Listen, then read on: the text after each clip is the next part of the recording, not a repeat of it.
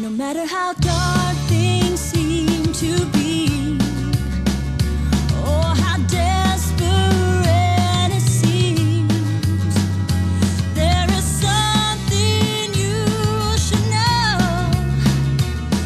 Let the love of God still flows.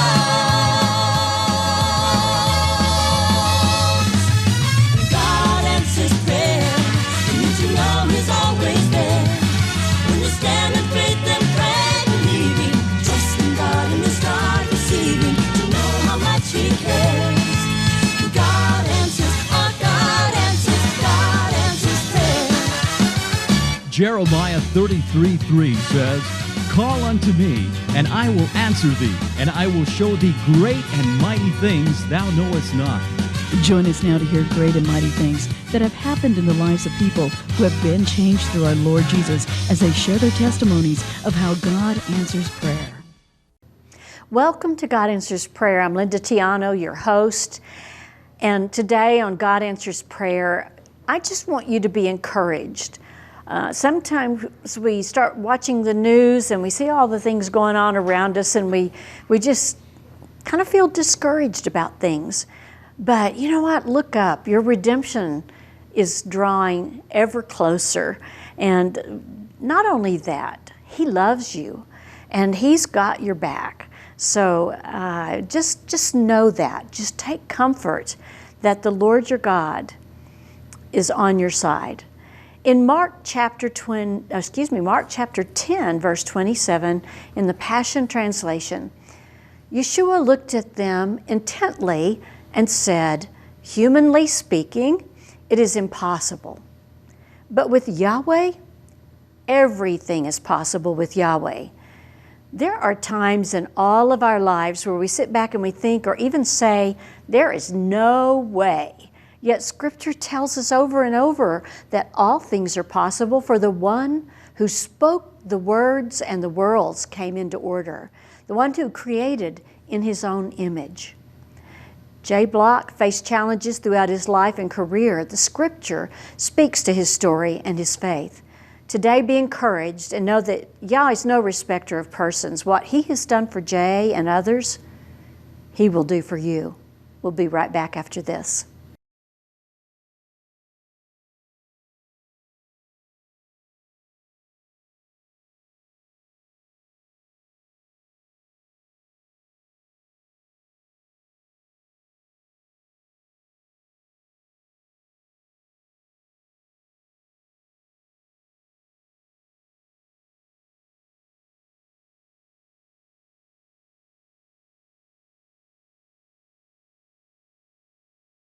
Well, welcome back.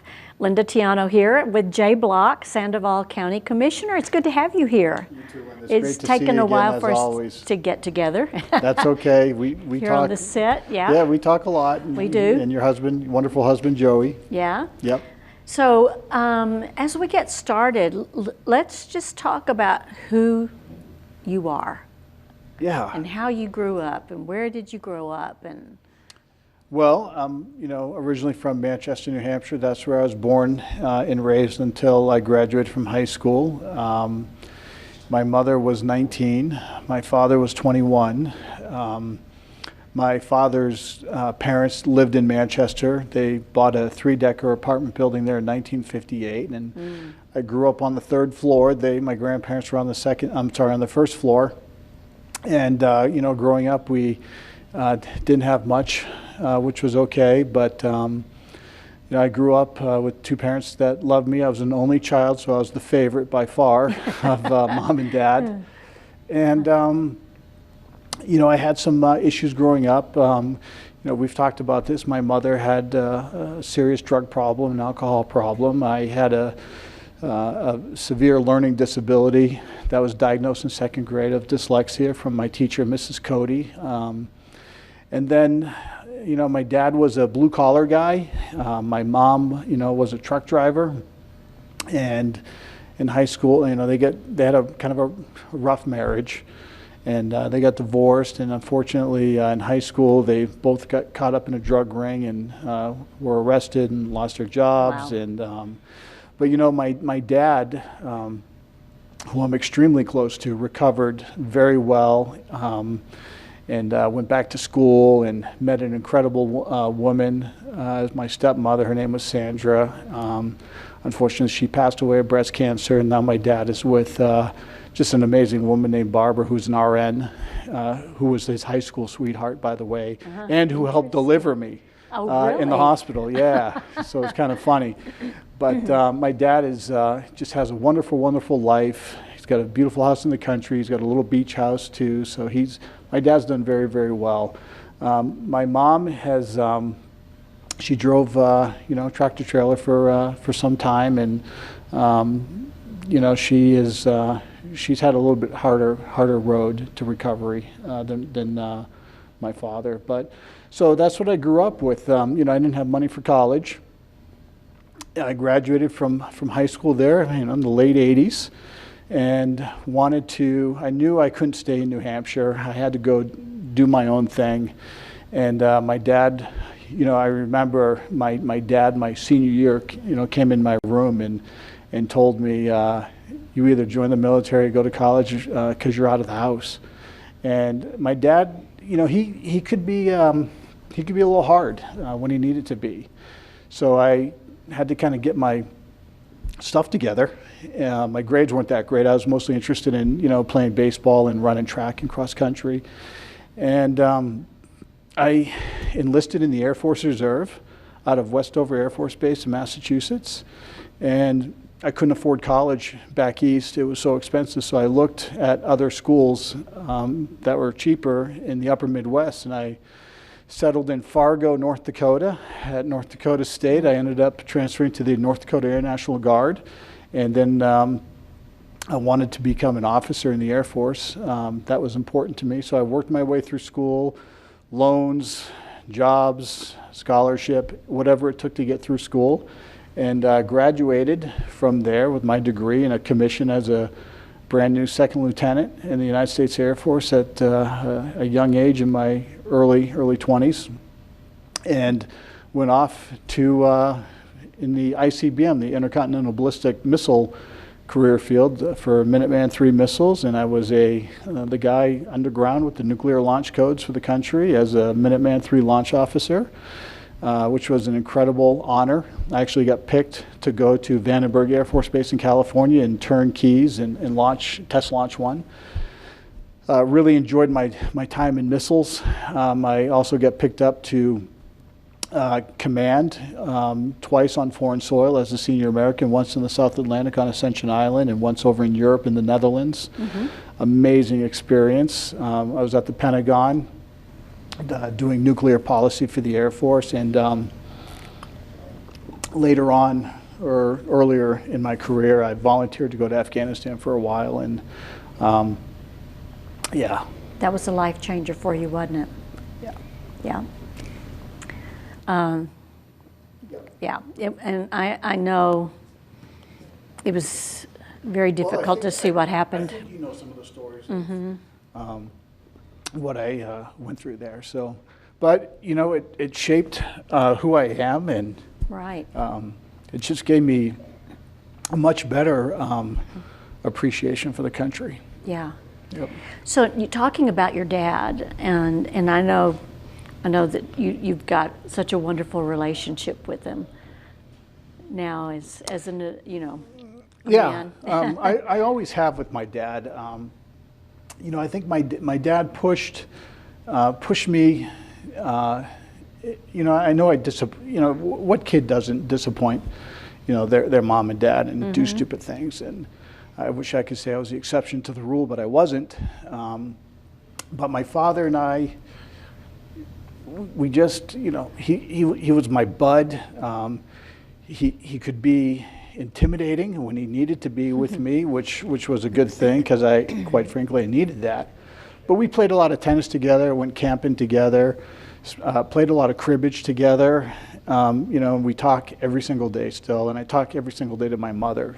So I guess, what I would say is, no matter, even if your parents have disappointed you, you still love them to death because, and they are incredible people, not perfect people by any means, but I love them dearly, and I'm blessed to still have them in my life at the age of 52. So there you go. But I would be remiss if I didn't talk about my dad's parents, who were just members of the greatest generation, who I just adored. You know, you've heard me talk about my grandfather, who was Jewish, my grandmother, who, quite frankly, is the most beautiful woman I've ever seen in my life until my current wife.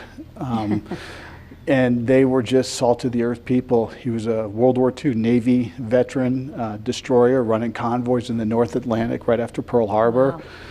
Wow. And then ended up in the Pacific on a destroyer tender, the USS Prairie. But, you know, he met my grandmother in 1943 when a ship came into port. And just, you know, he'd always snap his fingers and say, she's the one. She's the one. And I guess they spent a few days together, and he went off back to the war for a couple years, and then they get married in January 46 and raise a family, four children. One was my dad as the only boy. So you mentioned that your grandfather was Jewish. So, I mean, did any of that filter down? He talked about that with me growing up. But, you know, my grandmother was from Nova Scotia. So she was very Scotch, Irish Catholic. And her name was McEachran, and her mother's maiden name was Kennedy. And my grandfather's name wasn't Block, it was Bullock, and his mother's name was Wolfson. So he talked about his Jewish lineage, and we actually ran the lineage back to the early 1800s, our Jewish line in Ukraine and Belarus and Russia. Really? So I know it meant a lot to my grandfather, and it means a lot to me as well, because it's just part of who I am. And, you know, one of my dreams is to go to Israel. And you've been many times. Yep. I Yep. have been. Yep. Maybe you go with us. I would love to. I would love to. I mean, you know, I've been to Turkey several times, Afghanistan, Pakistan, all over Europe, but Israel is a place that's near and dear to my heart, and I just would love to visit there. Yeah. We're in the process Yeah. of planning a trip, so that's all I'll say right now. And I think for me, my grandfather talked about his Jewish heritage, you know, growing up. But I think for me, when I was stationed over in the Netherlands and Germany, and I went to Auschwitz and I went to Dachau, went to Anne Frank's house, those things really, for some reason, just hit me hard, because especially Auschwitz, knowing now the lineage of my family in Eastern Europe, you know, I don't know if I've had anybody that was there that either A, survived, or unfortunately was exterminated by, you know, the Nazis. So that stays with me very much. Did you go to Harlem to Corrie ten Boom? No, I never made it up to Harlem, but I was living in I'll say Uden, because I was stationed at Vocal Air Base. My daughter went to college in Leiden, and you know, 2.5 years spending in the Netherlands, I just fell in love with it. And there's a wonderful woman here. I think you know Marina is from Vekel, which is a couple towns over from where I lived. And the Netherlands is just so near and dear to my heart. The people are just incredible, and I know you have family there. Absolutely, yeah. You know, the reason I brought up the Corrie ten Boom is Boom, yeah, it's the way it's pronounced. I remember visiting the clock shop and walking the streets there. Walking the Centrum. Yeah, and it was like you could almost hear the sound of Nazi boots. It was eerie, but you know, it really just kind of reinforced what happened there. And well, I was watching with my wife. We've been watching again. I've seen it before, Band of Brothers and Operation Market Garden in September 1944, and it happened right where I was stationed, basically, because you know the main characters in there were you know, Lieutenant Winters and Lieutenant Nixon, who became a major and a captain. They were in Uden, where I was living, and we one of their command posts for the 506 PIR Easy Company was in Uden, and it was a building that was getting demolished. So I had a couple of my guys, my American Airmen, go steal a brick from that building because we wanted to preserve that heritage of World War II, of the Americans and the Dutch. And the one thing that always just stuck with me about how much the Dutch love the Americans is the American Military Cemetery in Margraten.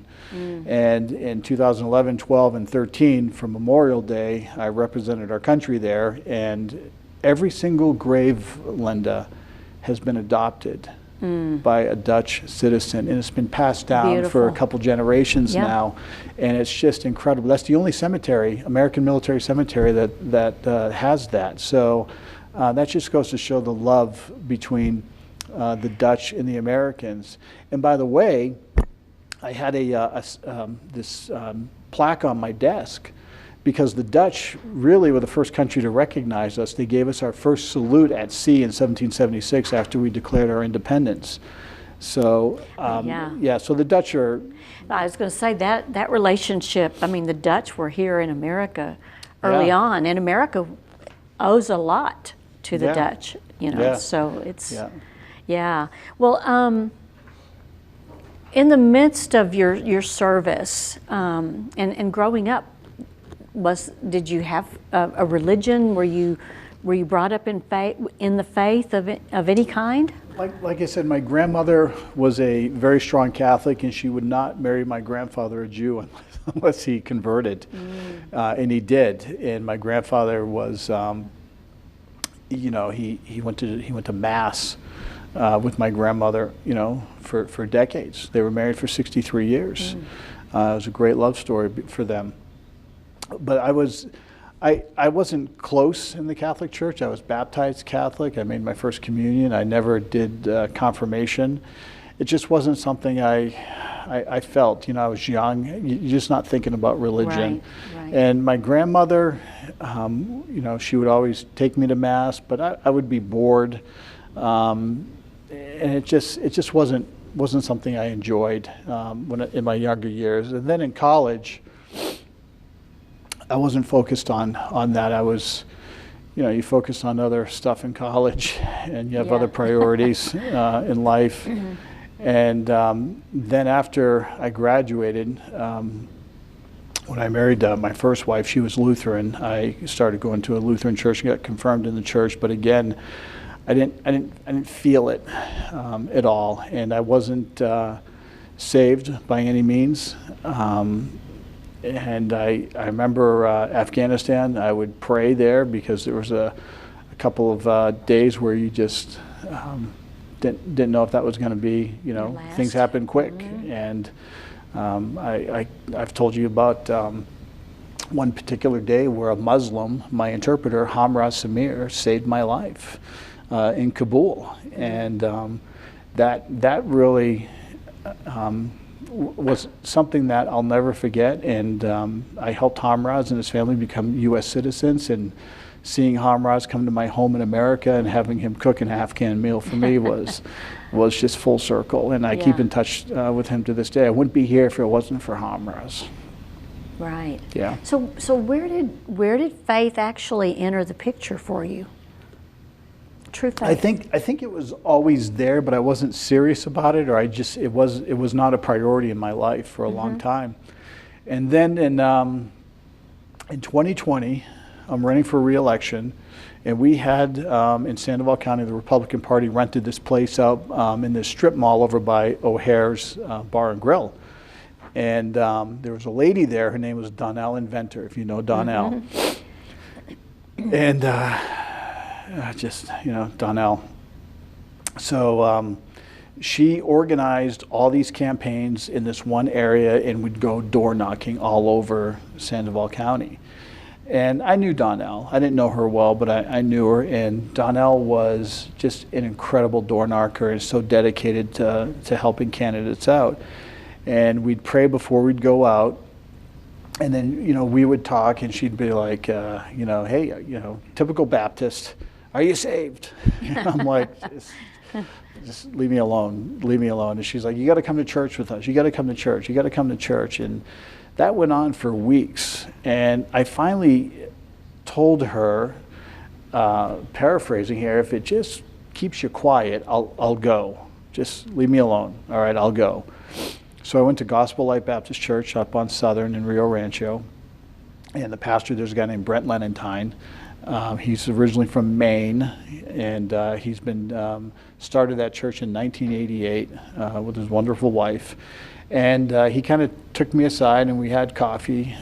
He helped me out and got me on the road to faith and getting saved and understanding what that meant. And I got baptized in the church, and I just really enjoyed going. It's the first day I went there, I just felt like this is for me. Yeah. And then when I accepted Jesus Christ as my Lord and Savior and got baptized, you don't change like that. At least I didn't. You still, you talk about lawyers and doctors practicing medicine, practicing law.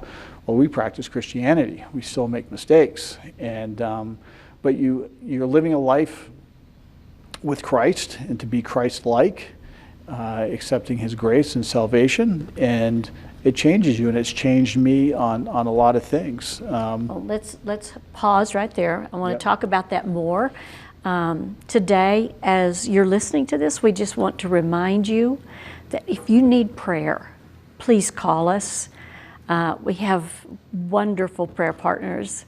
I get to see them once a month and just love on them because they're so wonderful. They love you and they love to pray. So call 505-345-4165. We'll be right back after this.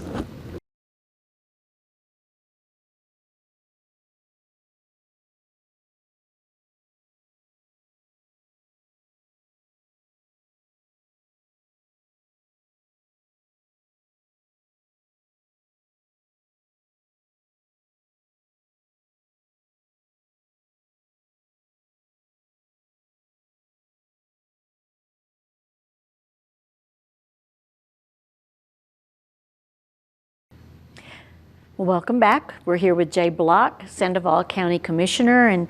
And Jay, we were just talking about growing up and your career, and you were in Afghanistan. And I know didn't you meet a little girl there?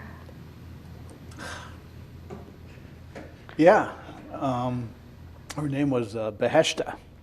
And on Fridays, we used to go out and figure out where we're going to go, and I had the honor of commanding and organizing some of these humanitarian missions. And we used to go to this orphanage called Aladdin, or at least that's what we called it. And you go in there, and there's like a bunch of kids in there, and we'd play soccer with them, and the boys would like to roughhouse a little bit, which was fun, and the kids were just amazing. And it was a place where, these were orphans from the war. Families were killed. I mean, it was just a god-awful place that I'll never forget. Well, there's this one girl, and she must have been she didn't speak any English at all. And the children there, by the way, the Afghan children, just beautiful. You probably remember that old National Geographic cover of the beautiful Afghan woman with the eyes. And And the people in Afghanistan are just so beautiful. I really loved them. I picked up some Dari there, and So you met a woman? Yeah. If it wasn't for our interpreters, we wouldn't have been successful at these places we went to. And one of the women there, her name was Mina Sherza. And Mina left Afghanistan when she was about 19 years old in 1979 when the Soviets came in and invaded. And she was from Virginia, became an American, lived in Virginia, raised a beautiful family, and went back to Afghanistan to help us in the military as an interpreter. And she was critical at all these places. And the children obviously didn't speak any English, and Mina was our lifeline to them to communicate. And she was just a wonderful, wonderful woman. But there was this little girl named Beheshta there, and her head was shaved. A lot of these kids, their heads were shaved because of lice and other stuff. But, it's this little girl kind of latched on to me, and, we bring toys and food and everything that we can, people from back home send us. And, you just have this connection with these kids there. And we would go back periodically, and I'm a big New England Patriots fan, so I had this New England Patriots teddy bear, and I gave it to her the first time we met. And when I went back a week or two later, she still had the teddy bear, and I kind of consider her my Afghan daughter. And I would, I just wonder whatever happened to her. She was just a beautiful little kid, and I just hope I worry about her because of what happened, in August of 2021 with just a huge debacle that the Biden administration did, which really upset me a lot. I've talked about it on the county commission. I had another interpreter's family there that got caught there, and they're still there. I've lost contact with them.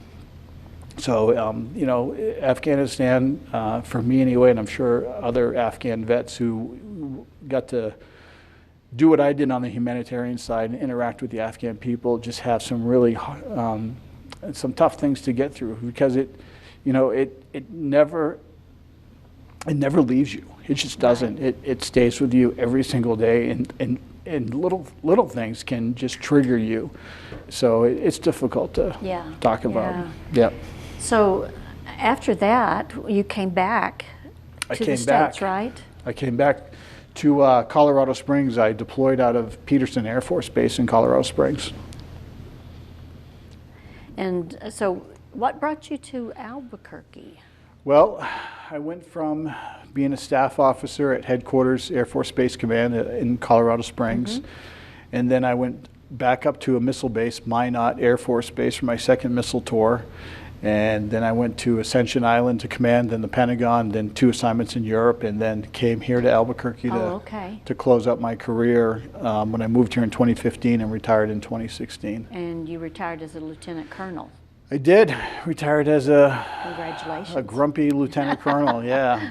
No, it was the Air Force gave me an incredible career, so many opportunities. When I went in 1989, as an 18-year-old kid, I never could have imagined the things that I would have been able to do, the people I was able to meet, and the things I saw if it wasn't for the Air Force. And it set me up later in my life in private industry, doing consulting and business development.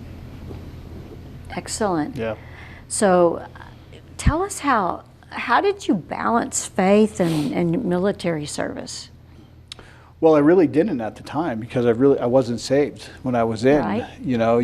I was more going through the motions, as I alluded to earlier, when it came to that, because my focus, and this is, the Air Force always says family first, but it's not true. My focus was on the mission, on getting things done.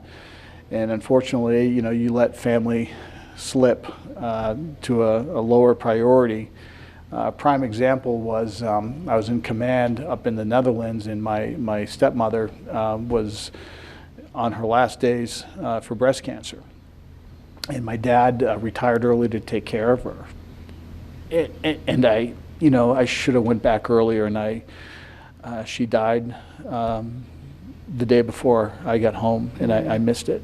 And because I was so focused, wrongfully looking back, I regret that.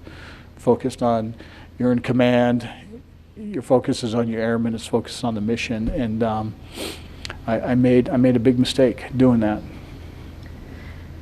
And yet there's forgiveness, and she loved you and she was proud of you. Well, she was a tough lady. She was in the Marine Corps in the 70s, and for a woman to be in the Marine Corps in the 70s, it was tough. And she was a sergeant. She got out as an E5. She did her 4 years in the Corps. Loved the Corps. She was one of the first women accepted into the female drill instructor program. So that's what I grew up with as a teenager when she came into my life. And she got to see me get commissioned and go through my most of my Air Force career and see my kids, and she made my dad happy, and that's all that mattered. And I loved her as my own mother. Yeah, yeah. So after you got saved, tell us a little bit about that. That was in 2020, you said, and you were running for.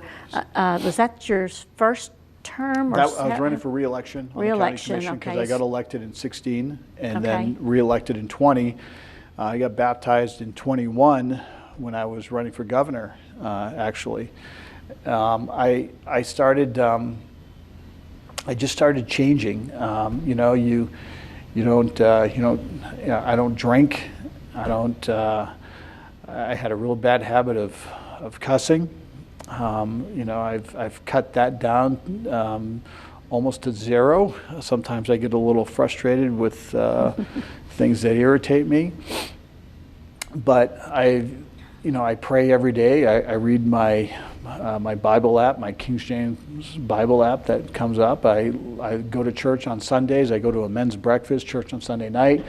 I try to hit church on Wednesday night if I can, if I'm not at a county commission meeting or my work doesn't interfere, which again, I'm still working on the priorities of Christ first and everything else Family comes after second. that, right?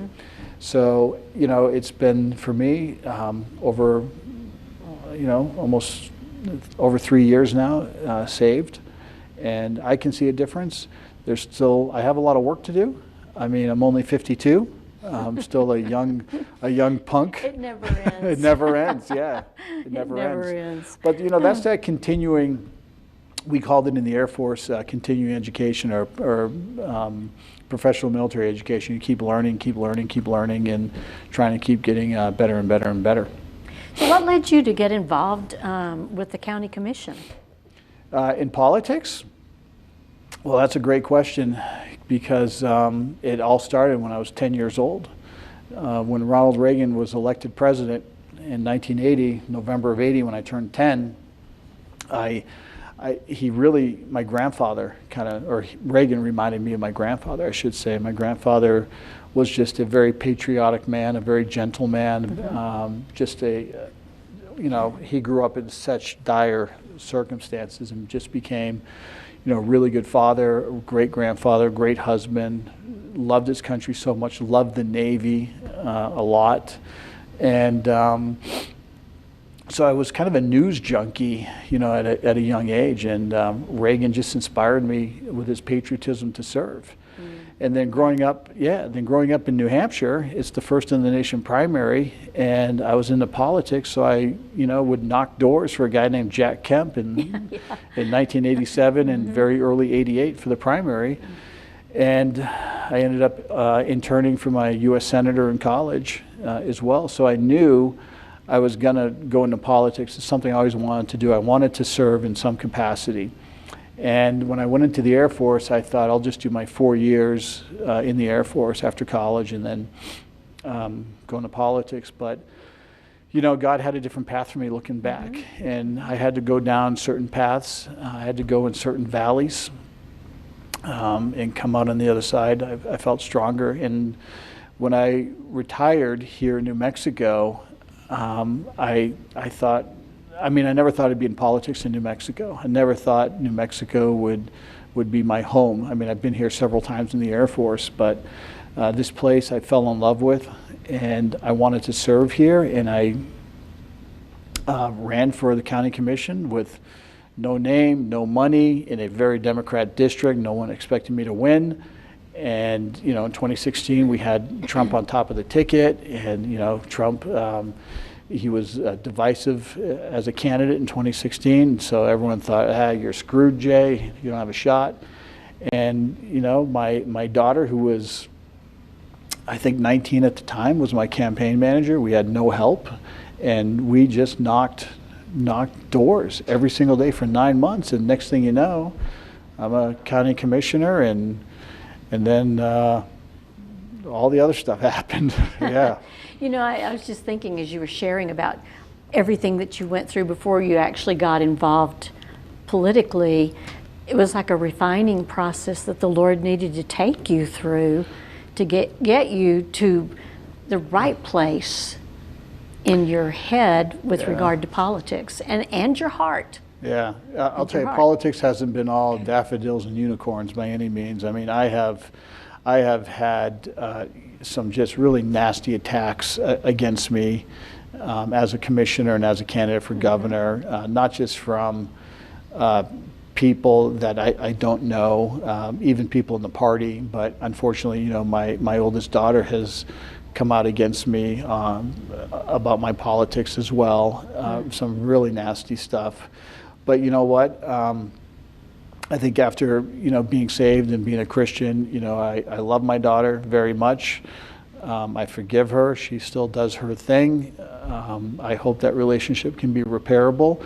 But, you know, I have a relationship with my two other kids that I'm very proud of as well, and I love them. And, you know, I'm proud of my oldest daughter as well, of her accomplishments that she's had. I wish she wouldn't do what she does, but, you know, she's an adult. She's 26 years old, and if she feels that she has to attack personally her father, then, you know, that's the path she's taken. I'm sure there are many watching today that can totally relate with what you just said. I mean, yeah, and you know, unfortunately today, there's so many things that have divided families, where families and friends aren't talking to each other. You know, my dad and I have talked about this a lot. My dad has tried to talk to my daughter about it, and other people in my family have tried to talk to my daughter about it. But, you know, the one thing I can say about my oldest daughter is she's an independent thinker. Might not agree with her, but I love my daughter very much, and I will never, ever come out to say anything negative about her, no matter what she says about me. Well, and you know that God's got a call on her life. And, you know, that's hard sometimes. We run from things. Yeah. So, so today, as you talked about running for governor, and you were all over the state during that time. Yeah. Meeting people everywhere. What an incredible experience. I mean, obviously I didn't win, but you know, running for governor and going around New Mexico and meeting some incredible people. You know, I got to meet this older gentleman, Neil Heiss. You know, and Neil has just been a great friend and flew me around the state and has mentored me a lot. Neil kind of reminds me of some people in my life, some men that have really shaped me. One was my cross-country coach, Doug Glantz, who I absolutely hated for like the first couple months till I realized how much of a really good man, you know, Coach Glantz was and is. And then my very first squadron commander is a guy named Dave Wright, who I hated until I realized he was such a really good man. But Neil, I just liked him from the start, and he's such a good man. He's a Vietnam vet, Navy CB, and has done very well here in business and giving back to the state a lot. And you know, flying around and meeting all these people and seeing just the beauty of New Mexico and its people and its you know, its landscapes and its culture and history, that's something that I'll never forget. And I'm so glad I had that opportunity to run. And you know, we ended up having some, you know, meeting some really great friends like you and Joey, your husband, and so many other people around the state that we keep in touch with. And now, you know, we're in a different race, but, you know, I think that governor's race really, it puts New Mexico in your heart. It really does put New Mexico in your heart. Absolutely. Well, we're going to come back with more in just a minute, but again, if you're out there today and maybe you're struggling with something. You're struggling, maybe you're sitting in your home and you're struggling with some issues. Maybe you're out on the streets. I don't know, but the Lord knows.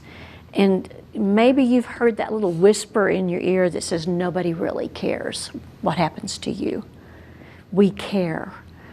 And I want you to know that you can call this number, 505-345-4165, and you will find a voice that will bring comfort and so much more, and that will care for you.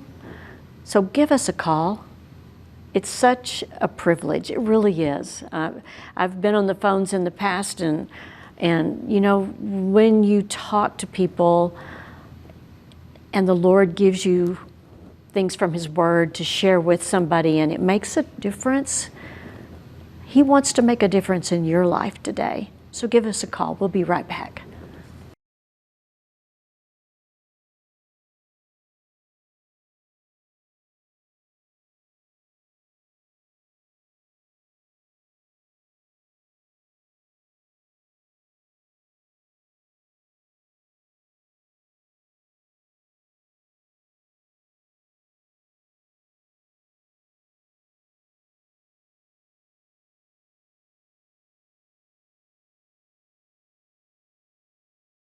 So Jay, you have seen this country from both a military perspective, you've seen it through a political perspective, and as well as that of a believer, and what And a how non-believer. and a non-believer. That's true. And what role do believers have? I mean, because people are always saying you can't mix religion and politics. See, I disagree with that. I think the churches have a responsibility to talk about the issues that are facing us, and our pastor, Pastor Lenentine, does do this, and I've seen other pastors around New Mexico talk about, hey, abortion. You know, we're pro-life. Right. What they're doing in New Mexico. I mean, we just had right now we're 6,000 more abortions this year already in 2023. Than last year. Wow. And when the governor takes $10 million of our taxpayer dollars and, you know, puts in an abortion clinic as, you know, some form of satanic temple, I mean, that's just evil. And Christians have to understand that. And pastors and priests and rabbis, they have a responsibility to preach biblical principles when it comes to the issues of today. So when people say, you know, don't mix church and politics, I would argue the state has mixed state and church when the governor shut our churches down.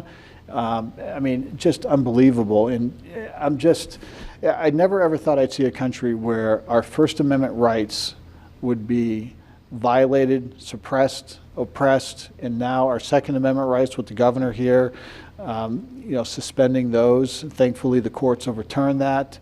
But I think religion and pastors have a compelling and critical role when it comes to teaching and preaching about biblical principles with the issues of today. You know, Joey and I have been to rallies, and by and large, political rallies, the people that are there are strong, Bible-believing believers.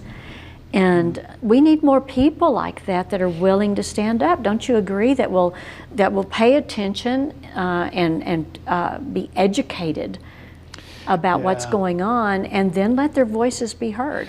Yeah, I agree completely, because what we're seeing with some of the numbers is Christians aren't turning out to vote. And in New Mexico in 2022, we had so many close races for like state rep and other local elections that could have been swayed if we had more, I'm not going to say conservatives, but I'll say Christians actually go out and vote. You know, Southeast New Mexico, we didn't turn out to vote in Southeast New Mexico, and we lost Yvette Harrell. You know, a wonderful, wonderful woman who represented us incredibly well for 2 years in Congress, and I hope she wins again. You know, we had a candidate for governor who I thought should have won with the dismal record that our current governor has, but for some reason, I just don't think people felt enough pain, or you know, maybe they just didn't like the candidate or some reason, or maybe they just felt like their vote wouldn't count, so they didn't turn out. But you know, we need more Christians to get out there and be motivated to, in my opinion, not just vote, but go help out a candidate. Go knock doors, go make phone calls for a candidate, or run for office yourself, especially school boards. Yeah. School boards are so critical now because we've lost a couple generations in this country with some of these kids being just indoctrinated through, you know, K through 12 in the university system. Right, yeah. And you're seeing it made me smile when I was reading this survey about Gen Z is actually a lot more conservative than we Yes. thought. Yeah. And, yeah. you know, so when you see all this stuff and all these young people, I think there's this huge silent majority out there that is, again, well, silent. Well, They're not stepping up in a way, but they're going to vote, but we need them to vote Yeah. in larger numbers. Well, and they don't look like necessarily or act like Our, what we- our Republican Party is so diverse. That's the one thing here in New Mexico is, you know, you see people from all walks of life, and you've seen them. Yeah, You know, yeah. we have bikers. We get, you know, I think of Representative Stephanie Lord. Uh-huh. She's tatted up all over the place. She's a biker, and she's great. She's great. and she's a fighter. And she's a fighter for the people. You know, Yeah. we have so many diverse people from, you know, John Block to Rod Montoya to Jim Townsend to Ant Thornton. Yeah, great people. Wonderful, wonderful man, Ant Thornton, and so many others around the state that bring in such an incredible background, these men and women. So we want to encourage you, if you're watching this, you know, yeah, spend time on your knees, but spend time in prayer, because I hear a lot of people say, well, we're just going to pray. But you know what? This country needs not only prayer, but it needs people to be aware of what's going on and to finally stand up and say, no more, no more. And, you know, we are the people. And from the last time I looked, it's about we the people. Absolutely. And that's what we why do. our founders, you know, framed the Constitution. And that's another thing. Be familiar with it, because when you get familiar with the Constitution, which our state constitution is almost identical, you will know what your rights are. And check it out, learn it, and then begin to listen to what's going on. And then you'll have some ideas, because the Holy Spirit will quicken you on how you need to get involved and what you need to say and when. But that being said, you've made some changes in your life. I have. I married just an incredible woman, Jennifer, and I'm just extremely happy. And I also have inherited a 2-year-old stepdaughter named Lila, and you know, I haven't changed diapers for 20 years, but I'm back to doing stuff like that and watching some of these kids programs that I'm like, I have no idea what this is, but you know, it's big changes and it's a busy life. But you know, I found somebody that is just the right person for me, and I think I'm the right person for them, because you know, when you're with somebody, if they're not the right person, you don't want to make them, you know, miserable because you're not happy and you're not all in, and or vice versa. So marriage is tough. It's very, very tough. But when you find love like you have with Joey, and you know, we have many other friends that have found love and been together for a long time. Man, it's just beautiful. So I've been very blessed. My life has changed so much since I've been saved. And you know, whatever happens to me, I know where I'm going, and that's okay. Isn't that Whether wonderful? it is wonderful, it kind of puts me at peace. And there are times where I start getting mad and frustrated, like it just drives me nuts, like being on the county commission with people that are just not thinking straight, or running for office like I'm running for right now for state senate. And again, whatever happens, I'm going to be fine, because this is not our home. Our home is a much more beautiful place with Jesus in heaven, and I firmly believe that with all my heart. So it puts me at peace and it puts me at ease. Yeah, yeah. Well, you know, one thing I was just thinking about is you talk about having a 2-year-old in the house, and you're going to be getting an eyeful, an earful of what parents are dealing with. Yeah. You know, with regard to Well, I'll tell you the what. schools and all that. I think now looking back, the public schools were probably different 25 years ago. Oh yeah. Than what they are now. And Jen and I, when Lila's at that age, it will be a private school. We'll do everything we can to make sure she goes to a private school. It costs more, but it's an investment in her life and in her education, because the stuff that I see as an elected official and talking to some of these teachers that are afraid to speak up, and you see some of the just the awful. Senator John Kennedy was reading a book, and it was just a very perverted book in committee, and he read it out loud so people knew what was being said. I don't want my stepdaughter, I don't want anyone's young kids exposed to that stuff. I believe in parental rights. I believe in transparency between the schools and the parent. I believe in parental involvement. And I think parents have to step up and be on guard and be on alert when it comes to their children when they're in schools. And the parents, in my opinion, know better than the government and how to raise their kids and talk about those type of issues. The schools have a place when it comes to teaching you the fundamentals, to give you the foundation of tools and skills to be able to be productive later on in your life. But let the parents raise their children. And when I hear like the president say, those aren't your children, those are our children, it should scare you. Yeah.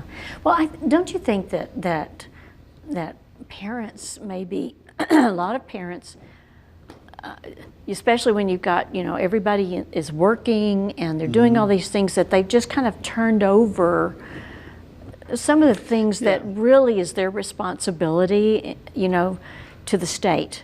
Well, I think that was probably the case before COVID. And then once COVID happened and parents started seeing what their kids were learning, that's when this has all been exposed, in my opinion. That's true. Yeah. And that's when parents started going to school board meetings and running for school board and complaining. And then you're like, I don't think the schools or the teachers' unions that are pushing this stuff have my children's best interests at heart and are really preparing my son or daughter for what they need, when they should be focusing on reading, writing, science, math, technology. I mean, those are things that we should be pushing. And it does require, on the parents' part, a lot of dedication. If the parents aren't all in, you're going to lose your child. It's just that simple. I understand mom and dad work and they're busy and you have other extracurricular activities with the kids, but you really got to know what's going on for those 7 hours your child's at school, because your child is spending more time probably at school than with you as a parent during the week. Yeah. And I would say that the great majority of parents love their children. They really, really love them. So we're not saying that that you don't love them or that you're not. But Linda, it's life for parents. It is life. You have stresses of work. You have marital stresses. You might be taking care of. Parents could be taking care of their parents because they're older as well. Right. So there are a lot of things that are out there where parents might kind of lose the bubble a little bit on what their kids are being taught at school, and I understand that. That doesn't mean they're bad parents, like you said. Right. It just means there's a lot of things coming at them in life where they might not be able to focus on what's going on at school in the classroom with their children. Right. And I just want to say too that what we're talking about right now, and if you're struggling as a parent, that's why it's so important to be in fellowship with others. And that's where, other believers can step in, and it's like there's help out there. There's counsel, there's good counsel, but it takes it also takes elected officials, in my opinion, because I firmly believe, the public school system has been part of our country from the very beginning, and it has done a phenomenal job in the past. We're not doing great now when you compare us to other countries. But I think that public schools should compete with charter schools, with home schools, with private schools, religious schools, and parents should have that choice. The government should give you that choice, whether it's a choice or a voucher, on what's best for your child, what's the best fit. Totally and right now it doesn't, because politicians are bought and paid for by money coming in from unions and other areas that are forcing your child into a failed system. And we can't stand for that. No. I totally agree. I'm big. Well, Joey and I both are. We're big on homeschooling and private schools, Yep. and the ability of a parent to be able to choose what's best for their child. Gosh, we're out of time. That was quick. But we want to thank you so much for being here, Jay. Thank you, Linda. This is know, awesome. Joey and I love you. I love you guys too. And it's great for people to get to know who you are.